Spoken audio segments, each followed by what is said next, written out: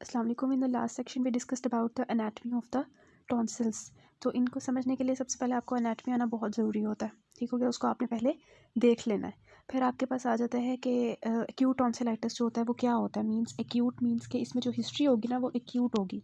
Means ये होगी from about 2 weeks to 3 months की हिस्ट्री होगी, उसको हम एक्यूट कहेंगे, ठीक है। टॉन्सिलाइटिस मींस के ये जो आपके टॉन्सिल्स होते हैं, पैलेटाइन टॉन्सिल्स, इसकी लोकेशन आपको मैंने लास्ट लेक्चर में बताई थी। तो इनकी जो है वो इन्फ्लामेशन हो जाएगी, तो उसको हम कहेंगे कि एक्यूट टॉन्सिलाइटिस हो गया है। थोड़े दिनों की हिस्ट्री होगी और ये होगा सीन। अब ये जो है दो तरह का हो सकता है ना, बैक्टीरियल हो सकता है या वायरल हो सकता है। वायरल जो है इसकी ना मोस्टली एक्यूट ही केस आ रहा होता है, लेकिन जो बैक्टीरियल होता है ना वो वायरल के बाद भी हो सकता है। सुपर मतलब पहले वायरस आए हुए थे, उसके ऊपर बैक्टीरिया आ गया। या ऐसे हो सकता है कि ये जो है एक्यूट भी हो सकता है बैक्टीरियल, ठीक है, या ये क्रोनिक भी हो सकता है, ठीक है। क्रोनिकली भी ये आगे हम क्रोनिक टाइप टॉन्सिलाइटिस देखेंगे तो उसमें हमारी वायरल नहीं आएगी, वायरल कॉज नहीं होगी, इसमें जस्ट हमारी बैक्टीरियल कॉज आ रही होगी।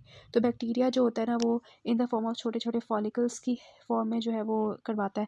और वो फॉलिकल्स जब एक पूरी बना देते हैं मेम्ब्रेन, तो एक मेम्ब्रेनस भी बना सकते हैं, मेम्ब्रेनस टॉन्सिलाइटिस हो जाता है। तो वायरल में अगर आप देखें ना तो आपकी टॉन्सिल्स, अगर आप किसी का टॉन्सिल्स देख रहे हैं तो आपने सबसे पहले ये डिफ्रेंशिएट करना होता है कि वो टॉन्सिलाइटिस में कि ये वायरल है या बैक्टीरियल है, ठीक है। जो वायरल होता है ना उसमें जस्ट आपको थोड़ी थोड़ी रेडनेस नज़र आ रही होती है टॉन्सिल्स पे, और थोड़ी सी लिक्विडी सा नज़र आ रहा होता है, इससे ज़्यादा आपको कोई चेंज नहीं आ रहा होता। तो इस वजह से ना आप इसको सुपरफिशियल कहते हो। तो ये सुपरफिशियल आपने देखा था ना टॉन्सिल का ऐसे ऐसे होता है, तो वो टॉन्सिल का जो मीडियल पार्ट होता है उसके सुपरफिशियली ही ये वायरसेस रहते हैं और वहाँ पे थोड़ी सी रेडनेस प्रोड्यूस कर सकते हैं। इस वजह से इसको सुपरफिशियल टॉन्सिलाइटिस या एक्यूट केटारल्स एंड टॉन्सिलाइटिस कहते हैं, ठीक है। ये वाटरी वाटरी सा होता है। जबकि जो बैक्टीरियल होता है ना उसके हम टॉन्सिल्स को कहते हैं फॉलिक्यूलर टॉन्सिलाइटिस, ठीक है, क्योंकि ये फॉलिकल्स बनाता है। ये छोटे छोटे आपको येलो कलर के फॉलिकल्स नज़र आ रहे हैं, तो ये आपकी क्लिनिकल, जब आपको क्लिनिकल फीचर्स आप देखोगे तो उसमें भी आप यही कहोगे कि हमें जो है ना वो येलो कलर के जो है ना स्पॉट्स नज़र आ रहे होते हैं, येलो स्पॉट्स नज़र आ रहे होते हैं। रेडनेस भी होती है, रेड स्वॉलन भी होते हैं टॉन्सिल्स, ठीक है। थ्रोट में रेडनेस भी हुई होती है। यूवुला जो है वो स्वॉलन भी हुआ होता है, लेकिन उसके ऊपर येलो कलर के जब हमें स्पॉट्स नज़र आते हैं ना, ये जैसे आपको दोनों साइड्स पे नज़र आ रहे हैं छोटे छोटे ऐसे ऐसे स्पॉट्स नज़र आते हैं, दिस शोज़ के बैक्टीरियल है। इसी तरह आपको डिफ्रेंशिएट हो जाता है कि ये वायरल है या बैक्टीरियल है, ठीक है। तो वायरल जस्ट वाटरी होगा और बैक्टीरियल के ऊपर छोटे छोटे येलो कलर के स्पॉट्स होंगे, ठीक है। और इसके अलावा जो है अब हम देखते हैं इसकी टाइप्स टॉन्सिलाइटिस की। तो टॉन्सिलाइटिस की 4 टाइप्स होती हैं। नंबर 1 जो आपके पास आता है दैट इज़ अ केटारल, जो मैंने आपको बताया कि ये वायरल होता है। वायरल में देखें, वायरल में ना हमारे पास जो है ये वाटरी सा आपको नज़र आ रहा है। देखें इस तरह की जब आपको पेरेंट्स नज़र आएगी तो आपने साथ ही समझ जाना है कि ये एक्यूट टॉन्सिलाइटिस की केटारल टाइप है। फॉलिक्यूलर में आपको उसी तरह येलो स्पॉट्स नज़र आ रहे होंगे, ठीक है। और जो इसकी टंग होती है ना वो मैं आपको बताना भूल गई हूँ, जो बैक्टीरिया की जो टंग होती है ना वो क्रस्टिंग हुई होती है, उसके ऊपर वाइट कलर की ना क्रस्टिंग हुई होती है ऐसे करके ना। मतलब ये टंग है ना फॉर एग्जांपल आपकी, तो इसके ऊपर वाइट कलर मेरे पास नहीं है, उस पर वाइट कलर की क्रस्टिंग हुई होती है, वो मैंने आपको पीछे दिखाना भूल गई। ये देखें, ये ग्रे कलर के आपको क्रस्ट नज़र आ रहे होते हैं ज़ुबान के ऊपर, तो ये बैक्टीरिया के अंदर हो सकते हैं, ठीक है। वायरल में नहीं होते लेकिन ये बैक्टीरिया के अंदर होते हैं। तो ये हमारी टाइप 1 हो गई कैटारल, एक्यूट कैटारल या superficial tonsillitis which is cause by viral infections. दूसरी फॉलिकुलर्स होती है जिसके ऊपर आपको जो है वो येलो कलर के स्पॉट्स नज़र आ रहे होते हैं।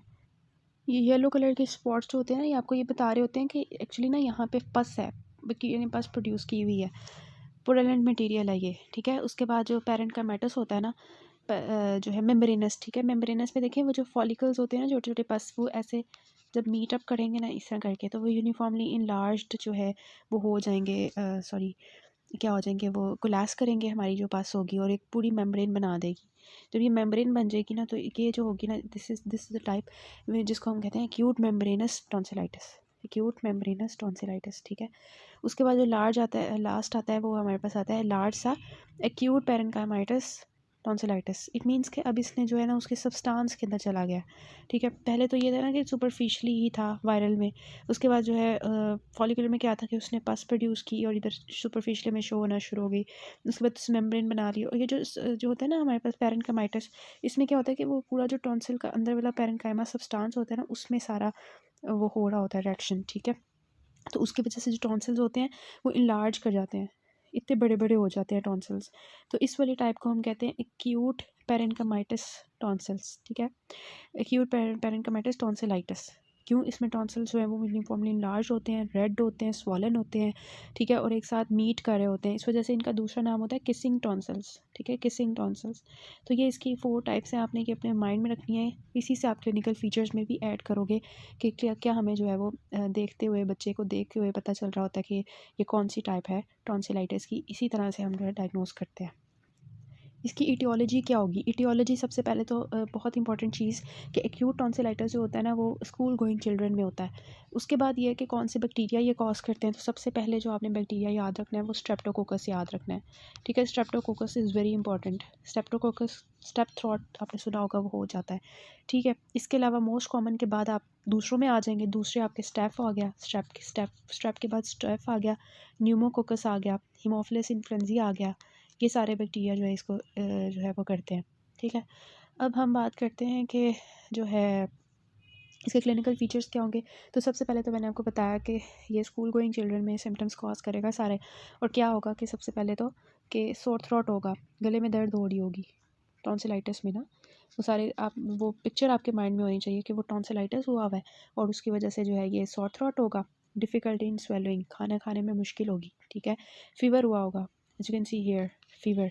क्यों होगा? क्योंकि मोस्टली जो बैक्टीरियल केस होता है उसमें ज़्यादा फीवर, चिल्स, राइगर्स ज़्यादा होता है। वायरल में लो ग्रेड फीवर होता है, ये आपने याद रखना है। इसके अलावा जो है ये आ गया स्लीप एपनिया हो रहा होगा। अगर वो बहुत बड़े बड़े हैं जैसे पेरेन्काइमाइटिस टॉन्सिल्स है तो उसकी वजह से ऑब्वियसली वो एयरवे भी ऑब्स्ट्रक्शन होगी ना, उस वजह से ईयर एक हो रहा होगा। यूस्टेशन ट्यूब जो है अगर वो ब्लॉक हो जाती है या उसकी वजह से एक्यूट ओटाइटिस मीडिया हो जाएगा। और मोस्टली यहाँ पे जो होता है ना वो केस होता है रेफर्ड पेन का। यहाँ पे एक यूस्टेशन ट्यूब की इतनी इन्वॉल्वमेंट नहीं होती, वो बिकॉज वो थोड़ी सी पीछे करके होती है ना। यहाँ पे जो केस आता है ना ईयर एक का, वो इस वजह से होती है कि जो ग्लॉसोफ्रेंजियल हमने नर्व पढ़ी थी ना, क्रेनियल नर्व 9 जो सप्लाई कर रही होती है, हमने देखी थी उसकी बेड ऑफ अल्सर में जब एनाटमी में पढ़े थे। तो वही ग्लॉसोफ्रेंजियल नर्व हमारे ईयर को भी सप्लाई कर रही होती है, तो रेफर्ड पेन की वजह से भी पे में एक्चुअली हो रही होती है, ठीक है। तो ये कॉज होता है, मोस्टली रेफर्ड पेन होती है, ठीक है। उसके बाद ये सारे इसके सिम्टम्स हो गए और कॉन्स्टिट्यूशनल सिम्टम्स भी आ सकते हैं कि साथ साथ जो है पेशेंट को हेडेक हो रहा होगा पूरी, अगर फीवर चिल्स हैं तो साथ में बॉडी एचेस हो रहे होंगे, मैलेज होगी, कॉन्स्टिपेशन हो जाएगी। कॉन्स्टिपेशन क्यों होगी? क्योंकि वो खाया नहीं जा रहा कुछ। और आपको पता है कॉन्स्टिपेशन तभी होती है जब हम अपनी खाना जो है वो थोड़ा कम कर लेते हैं यूजुअल से, तो उस वजह से ना। और इसके साथ साथ जो है एब्डोमिनल पेन भी हो सकती है, ठीक है, क्योंकि मेसेंटेरिक लिम्फेडाइटिस हो सकता है। या आपने वो एक्चुअली इतना जो है ना याद नहीं करना, बस आपने ये जो है टिपिकल इसके सिम्टम्स याद रखने हैं। सोर थ्रोट है, डिफ़िकल्टी इन स्वेलिंग है, फीवर, ईयर एक और कॉन्स्टिट्यूशनल सिम्टम्स, ठीक है। फिर हम देखते हैं कि साइंस क्या होंगे इसके। साइंस वो होते हैं ना जो डॉक्टर देखता देखता है, ठीक है। तो साइंस में सबसे पहले ये होगा कि बहुत जो है वो स्मेली होगा, ये ब्रेथ जो होगी, स्मेल एंड ब्रेथ होगी, ठीक है, बैड स्मेल ब्रेथ में हो रही होगी। दूसरा क्या है, tongue is costed, mostly in case of bacterial, ठीक है। उसके अलावा क्या होगा कि ये जो लिम्फ नोड्स होंगे, कौन से लिम्फ नोड्स मैंने आपको बताया था इसकी कौन सी सप्लाई होती है, कौन से लिम्फ नोड्स जो हैं इसको ड्रेन कर रहे होते हैं, जूगलो डाइगैस्ट्रिक लिम्फ नोड, ठीक है। तो वो भी हमारे पास इनलार्ज्ड होते हैं एंड वेरी इंपॉर्टेंट के टेंडर भी होते हैं, हाथ लगाने से पेन हो रही होती है, ठीक है। तो जूगलो डाइगैस्ट्रिक लिम्फ नोड्स। उसके बाद ये सारे जो मैंने पीछे आपको सारी इसकी बताई है, catarrhal, follicular, membranous and parenchymatitis type. तो उनकी जो सिम्टम्स मैंने आपको बताया था कि कैटारल जो होगा उसमें आपको जो है जस्ट आपको वो रेडिश एंड स्वॉलन नज़र आएगा और थोड़ा सा वाटरी सा मटीरियल नज़र आएगा। फॉलिकुलर में आपको पैरेलेंट नज़र आएगा, वाइट स्पॉट जो है येलो स्पॉट्स नज़र आएंगे। और जो मेम्ब्रेनस होगा उसमें आपको मेम्ब्रेन नज़र आ रही होगी, ठीक है। उसके अलावा जो आपका पेरेन्काइमाइटिस होगा वो आपके दोनों एक साथ मिल रहे होंगे और किसिंग टॉन्सिल्स हम उसको कहते हैं, ठीक है। बहुत ज़्यादा इनलार्ज होंगे, बड़े बड़े होंगे, तो इसे आप डिफ्रेंशिएट कर लेंगे कौन सा टॉन्सिल्स, कौन सी टॉन्सिलाइटिस की टाइप। फिर इसकी ट्रीटमेंट आ जाती है। ट्रीटमेंट क्या होगी? किसी को टॉन्सिलाइटिस हुआ हुआ है, उसको सारा वो फीवर एयर एक वगैरह हो रहा है, खाना नहीं खाया जा रहा है, गला ख़राब है, ठीक है, और हेडेक हो रही है, जनरल बॉडी एचेज़ हो रही हैं, तो हम उसको यही कहेंगे ना, रेस्ट करो, ठीक है। तो इसके ट्रीटमेंट में यही होता है कंजर्वेटिव ट्रीटमेंट में कि get plenty of rest, increase your fluid intake अपना ज़्यादा करें, ठीक है। बिकॉज वो खाना तो खा नहीं रहा होता, उसे जो सॉलिड चीज़ें होती हैं वो तो नहीं खाई जा रही होती ना, तो इस वजह से उसको फिर हम कहते हैं कि आप जो है फ्लूइड इंटेक ज़्यादा रखें, ठीक है। फिर एनाल्जेसिक्स आती हैं। एनाल्जेसिक्स क्यों होंगी, क्यों देंगे एनाल्जेसिक्स? क्योंकि उसको पेन हो रही होगी, एक तो उसकी जो है वो लोकल पेन भी हो रही होगी, इसके अलावा लिम्फ नोड्स की भी पेन हो रही होगी, जनरल बॉडी एचेस हो रहे होंगे, हेडेक हो रहा होगा, हम उसको एनाल्जेसिक रिकमेंड करेंगे। ठीक है, एंटी माइक्रोबियल थेरेपी में आपने याद रखना है ज़्यादातर जो ऑर्गेनिज्म आपको मिल रहा होता है वो स्ट्रेप मिल रहा होता है, तो उसके अगेंस्ट आपकी पेंसिलिन वर्क कर जाती है। लेकिन अगर कुछ ऐसे लोग होते हैं जो एलर्जिक टू पेंसिलिन होते हैं, तो उसकी जगह पे हम ऑल्टरनेटिव जो लेते हैं ड्रग, दैट इज़ एरिथ्रोमाइसिन। ठीक है, और इसका जो आपको आपका जो होती है ड्यूरेशन, वो आपके 7 to 10 डेज़ के लिए आपने एरिथ्रोमाइसिन देनी होती है। ठीक है, so this is the general treatment of your जो है टॉन्सिलाइटिस। उसके बाद आ जाती हैं इसकी कॉम्प्लिकेशंस। अगर हम इसको ट्रीट नहीं करते टॉन्सिलाइटिस को, एक्यूट टॉन्सिलाइटिस को, तो ये क्रॉनिक टॉन्सिलाइटिस में कन्वर्ट हो सकता है। ये तो सिंपल सी बात है ना। और अगर क्रॉनिक टॉन्सिलाइटिस की कॉज भी हम देखेंगे, एक्यूट टॉन्सिलाइटिस को हमने ट्रीट नहीं किया, तो ये हो गया। इसके अलावा जो पेरी टॉन्सिलर एब्सेस बन सकती है, ये आपका टॉन्सिल था, ऐसे मैंने आपको बताया था, क्रिप्स बने हुए थे इसके। तो अगर, और आपको मैंने ये भी बताया था कि इसकी जो बाहर वाली एरिया होता है इसको आप कैप्सूल कहते हो। ठीक है, अब होगा क्या कि जो है, सॉरी,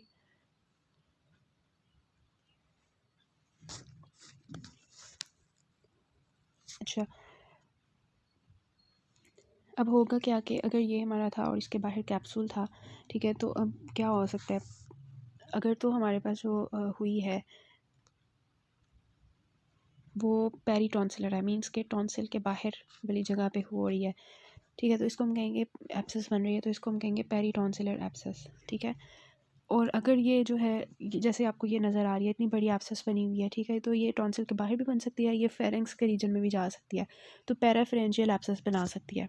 ठीक है, इसके अलावा जो है ये यहाँ पे सर्वाइकल एब्सेस भी बना सकती है, बिकॉज वहाँ पे जो है ये लिम्फ नोड्स को ड्रेनेज हो रही होती है उसकी वजह से। ठीक है, इसके अलावा एक्यूट ओटाइटिस मीडिया हो सकता है, मैंने आपको बताया था उसका रीज़न यूस्टेशन ट्यूब जो है उसकी ब्लॉकेज की वजह से। ठीक है, इसके अलावा रूमेटिक फीवर, ये अब आ जाता है स्ट्रेप्टोकोकस की वजह से सारा कुछ।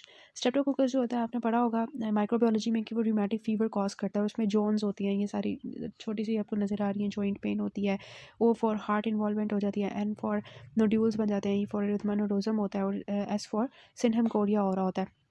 तो स्ट्रेप्टोकोकस जो होता है ये रूमेटिक फीवर कॉज करता है, और इसके अलावा जो है ये एंडोकार्डाइटिस कॉज करता है, जब ये ब्लड के थ्रू, मतलब टॉन्सिल्स के अंदर था, ठीक है, लेकिन वहाँ से ब्लड के थ्रू ये हार्ट में जा सकता है और डिफरेंट हमारी बॉडी के एरियाज़ में जाएगा और वहाँ पे सिम्टम्स कॉज करेगा, और फिर ग्लोमेरुलनेफ्राइटिस भी करवा सकता है। ये ग्लोमेरुलनेफ्राइटिस आपको पता होना चाहिए कि पैथोलॉजी में आपने देखा होगा कि एक्चुअली वो मिमिक्री की वजह से ना हमारी जो स्ट्रेप्टोकोकस की एंटीजेंस होती है कि उसके अगेंस्ट ऑटो इम्यूनिटी स्टार्ट हो जाती है कुछ दिनों बाद, तो उसको ग्लोमेरुलनेफ्राइटिस जो है वो होता है, लेकिन ये रेयर होता है। हमें जैसे ही टॉन्सिलाइटिस का केस मिलता है तो हम उसको ट्रीट करना शुरू कर देते हैं, तो कॉम्प्लिकेशंस जो है इस तरह की डेवलप होना मुश्किल ही होता है। तो ये इसकी सारी कॉम्प्लिकेशंस हैं।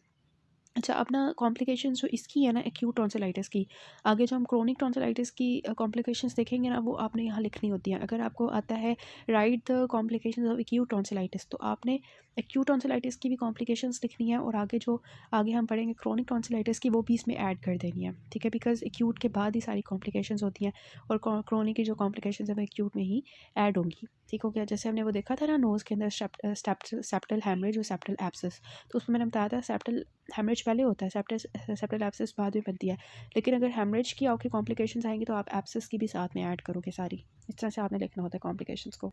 अब हम जो है कैसे इसको डायग्नोस करेंगे, अगर आपकी आ जाता है मैनेजमेंट लिखें, तो आपकी बुक में जो ट्रीटमेंट लिखा हुआ है ना जस्ट यूक्यू में, तो अगर आपको यूक्यू में मैनेजमेंट आएगी तो आप जस्ट ट्रीटमेंट तो नहीं लिख सकते ना, तो ट्रीटमेंट में आपने सारा शुरू से लिखना होगा कि एग्जामिनेशन करोगे, एग्जामिनेशन आप कैसे करोगे, इस तरह से जो है टंग डिप्रेसर के थ्रू दारा देखोगे क्या है, कौन सी टाइप है, क्या है, किस तरह से नज़र आ रहा है सब कुछ।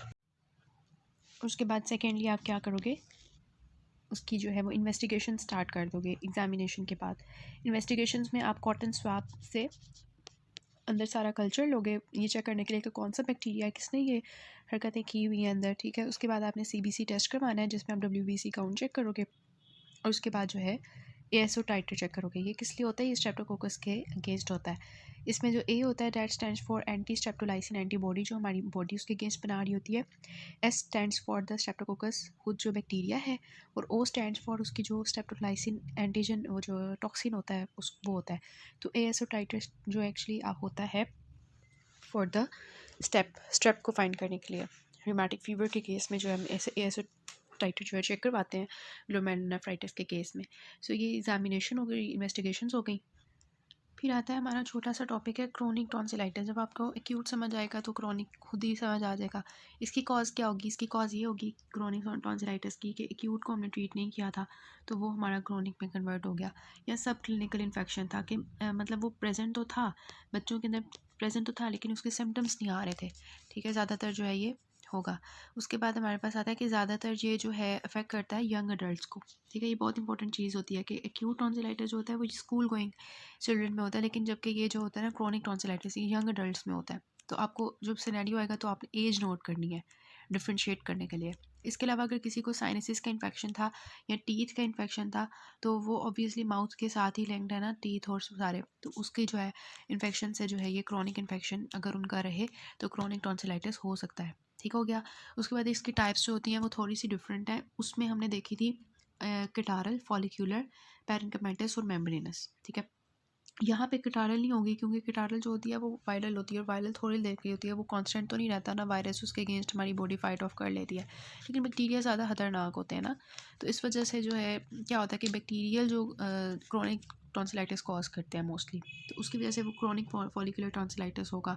उसी तरह हमें फॉलिकल्स येलो कलर के स्पॉट्स नज़र आ रहे होंगे पस की वजह से। ठीक है, पैरेन्किमाइटिस में उसी तरह हमें इस तरह के नज़र आएंगे किसिंग टॉन्सिल्स। ठीक है, और एक यहाँ पे जो ऐड होती है ना इंपॉर्टेंट, वो होती है क्रोनिक फाइब्रॉइड टॉन्सिलाइटिस। ठीक है, इसमें एक्चुअली क्या होता है कि टॉन्सिल्स जो होते हैं वो छोटे से हो जाते हैं और इन्फेक्टेड होते हैं क्योंकि फाइब्रोसिस की जैसे आपको पता है वो छोटे से नज़र आते हैं। तो this is a picture of showing you कि टॉन्सिलाइटिस हुआ हुआ है लेकिन वो इतना मतलब पहले से जो है रिग्रेस कर चुका है फाइब्रोसिस की वजह से। ठीक है, तो टॉन्सिल्स हैं इसमें स्मॉल होते हैं लेकिन इन्फेक्टेड होते हैं। क्यों? क्योंकि रिपीटेड जो है वो हिस्ट्री होती है इनकी। ठीक है, और इसके अलावा जो इसकी अंदर एक बात होगी क्रोनिक फाइब्रॉइड टाइप में कि इसके अंदर ना अंदर की तरफ वो मतलब होता है कि अंदर की तरफ पस होती है ना, छोटे होते हैं ना, तो इनकी जब हम अंदर इसको प्रेस करते हैं ना तो फिर इनके अंदर से चीज़ी पस जा और वाइट सा मतलब चीज़ी सा मटेरियल निकलता है। इसके ऊपर जब प्रेशर अप्लाई करते हैं ना फिर अंदर से वो चीज़ी सी पस बाहर आती है। तो ये इसकी जो है इंपॉर्टेंट चीज़ होती है जो एग्जामिनेशन में हमने नोट करनी होती है। क्लिनिकल फीचर्स में क्या होगा? अब वहाँ पे जो क्लिनिकल फीचर्स थे वो एक्यूट के थे ना, यहाँ पे क्योंकि ये 3 मंथ से ज़्यादा का ड्यूरेशन हो जाता है तो इसमें रिकरेंट अटैक्स आ रहे होंगे, बार बार बच्चे का गला ख़राब हो रहा होगा। ठीक है, और कफ हो रही होगी बहुत ज़्यादा क्रोनिक इरिटेशन की वजह से। ठीक है, और उसकी जो स्पीच होगी ना वो थिक हो जाएगी, थिक स्पीच होगी, और उसको जो है स्वेलो करने में और चोकिंग में जो है वो मतलब स्वेलिंग करने में ये जो है डिफ़िकल्टी होगी, और चोकिंग स्पेल्स आएंगे नाइट टाइम में जब टॉन्सिल्स इस तरह के पैरेन्किमाइटिस होते हैं ना स्पेशली, तब क्या होता है कि वो चोकिंग ऑब्वियसली इतने बड़े बड़े हो गए हैं तो उसकी वजह से क्या होगा कि चोकिंग के केस आ रहा होगा, मतलब ऐसे लग रहा है गला बंद हो गया पूरा। ठीक है, और इसी तरह जो है बैड स्मेल जो है वो आ रही होगी जैसे हमने एक्यूट टॉन्सिलाइटिस में देखा था। तो यहाँ पे सोर थ्रोट है, बहुत रिकरेंट और कफ है और स्पीच डिफ़िकल्टी है, और इसी तरह हमारे पास बाकी आता है कि बैड टेस्ट है, बैड स्मेल है और चोकिंग का केस आ रहा है। इसका जो ट्रीटमेंट होता है वो मोस्टली कंजर्वेटिव ही होता है। पेशेंट को कहते हैं कि अपनी जनरल हेल्थ का ख्याल रखें, अपनी डाइट का ख्याल रखें और साथ में जो इन्फेक्शंस हैं उनको ट्रीट किया जाए। अगर टीथ का इन्फेक्शन है, नोज़ का इन्फेक्शन है, साइनसिस का इन्फेक्शन है, उसको साथ में ट्रीट किया जाए। ठीक है, टॉन्सिलेक्टमी इसका ये होता है कि जब हमारी टॉन्सिल्स इतना हमें तंग कर रहे हैं, क्रोनिक टॉन्सिलाइटिस हुआ हुआ है कि उसकी वजह से हमारी स्पीच, जो अभी हमने इसके क्लिनिकल फीचर्स में देखा है, स्पीच में प्रॉब्लम आ रही है, रिगर्गिटेशन में प्रॉब्लम आ रही है, मतलब कि खाने में प्रॉब्लम आ रही है और रेस्पिरेशन में प्रॉब्लम आ रही है, तो फिर हमने इसका जो ऑप्शन होता है वो यही होता है कि टॉन्सिलेक्टमी कर दी जाए। तो एक्यूट टॉन्सिलाइटिस में नहीं हम करते होते इतना, टॉन्सिलेक्टमी नहीं करते। ठीक है, लेकिन क्रोनिक में हमारा जो ट्रीटमेंट होता है वो सर्जिकल की तरफ जा सकता है डिपेंडिंग अपॉन के क्या इंडिकेशंस हैं, और हम उसके लिए टॉन्सिलेक्टमी कर देते हैं। अब इसकी जो ट्रीटमेंट होती है कॉम्प्लिकेशंस होती हैं, उसमें ये होता है कि वही कॉम्प्लिकेशंस पीछे वाली हम अगर बात करें तो वो यही होंगी कि इसी तरह के पेरी टॉन्सिलर और एब्सेस बन सकती है, पैराफ्रेंजियल एब्सेस बन सकती है, नंबर 1। ठीक है, और इसके अलावा इंट्रा टॉन्सिलर एब्सेस बन सकती है। पेरी टॉन्सिलर मीन्स कि ये आपका टॉन्सिल था तो उसके टॉन्सिल के बाहर जो है वो एक्चुअली जो है वो बनी है। ठीक है, टॉन्सिल के बाहर जो है पेरी टॉन्सिलर एब्सेस होगी ना, और इंट्रा टॉन्सिलर एब्सेस क्या होगी कि टॉन्सिल के अंदर एब्सेस बन गई है। ठीक है, और पैराफ्रेंजियल क्या होगी कि यहाँ से टॉन्सिल से जो है फेरेंक्स के बाहर साइड्स पे जो है पैराफ्रेंजियल एब्सेस बन गई है। ठीक है, इसके अलावा जो यहाँ पे चीज़ें आती हैं वो ये कि यहाँ पे टॉन्सिल स्टोन्स बन सकते हैं। तो you will write this complication in the acute tonsillitis as well कि अगर क्रोनिक टॉन्सिलाइटिस हो जाता है तो टॉन्सिल स्टोन्स बन सकते हैं। और इसके अलावा टॉन्सिलर सिस्ट बन सकते हैं। टॉन्सिलर सिस्ट जो है ये एक्चुअली आपको इस तरह के पैर होते हैं टॉन्सिलर सिस्ट्स, ठीक है। टॉन्सिलर सिस्ट आपको येलो स्वेलिंग नज़र आ रही होती है इस तरह की ना, टॉन्सिल के ऊपर इस तरह की टॉन्सिलर सिस्ट हम इसके कहते हैं। ये बन सकते हैं या स्टोन्स बन सकते हैं। स्टोन्स एक्चुअली हमारे पास जो है वो कैल्सिफिकेशन और जमा होता होता एक स्टोन बन जाता है फिर, तो उसकी वजह से ये टॉन्सिल स्टोन्स पैर हो रहे होते हैं। तो ये कॉम्प्लिकेशंस हैं इसकी। This is all about the acute and chronic tonsillitis. बाकी जो इसकी चीज़ें हैं वो हम नेक्स्ट पार्ट से डिस्कस कर लेते हैं।